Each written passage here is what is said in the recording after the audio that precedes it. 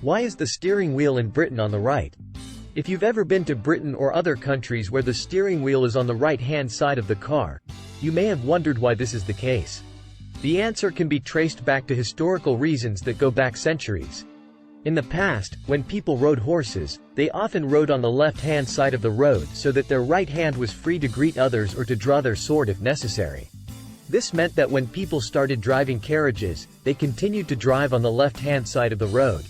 When cars were first invented in the late 19th century, they were driven by hand, which meant that the driver had to sit on the right-hand side of the car so that they could use their stronger right arm to steer. This made it easier for drivers to control the car and to avoid obstacles in the road.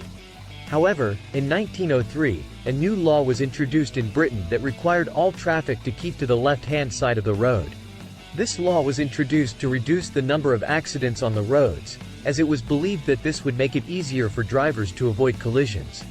As a result of this law, British car manufacturers began to produce cars with the steering wheel on the right-hand side of the car, so that the driver could sit on the right-hand side and still be able to see the road ahead. This made it easier for drivers to navigate through traffic and avoid accidents.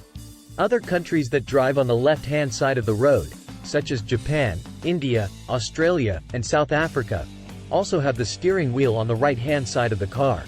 This is because they were all former British colonies or territories, and they adopted the British practice of driving on the left-hand side of the road. However, some countries, such as the United States, Canada, and most of Europe drive on the right-hand side of the road, and their cars have the steering wheel on the left-hand side. In conclusion, the reason why the steering wheel is on the right-hand side of cars in Britain and other countries that drive on the left-hand side of the road can be traced back to historical reasons. Thanks for watching.